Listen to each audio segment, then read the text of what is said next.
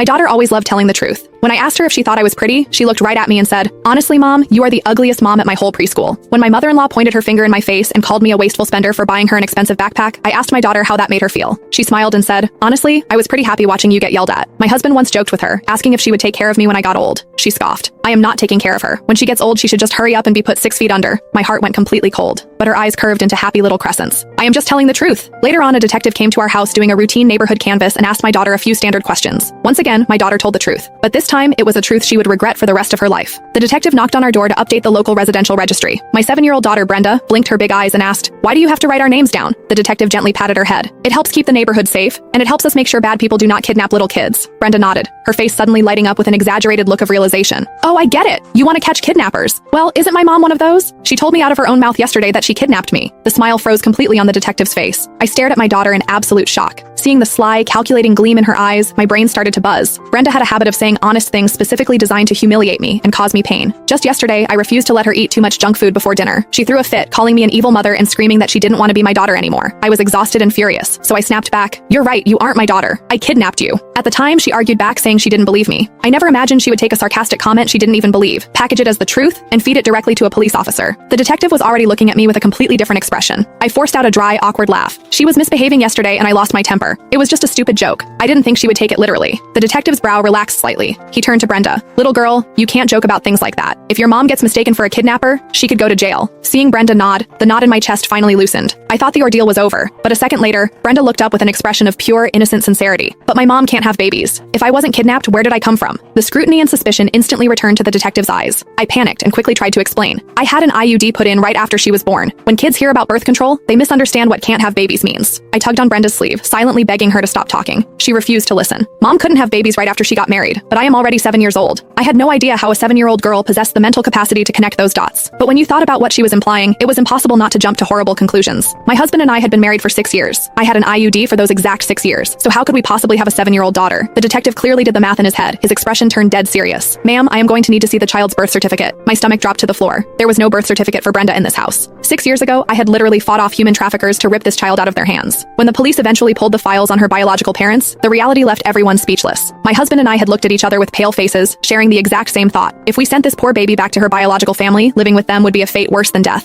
We simply couldn't bear it. So we went through the system, adopted her, and raised her to this day. Brenda probably thought my angry comment yesterday was just a cruel joke, but she had no idea that the joke was actually the truth. The only reason we never told her was that we didn't want her to feel like an outsider in her own home. But now, if I didn't confess, this detective might actually put me in handcuffs. Just as I opened my mouth to explain the adoption, Brenda suddenly shrieked in mock excitement.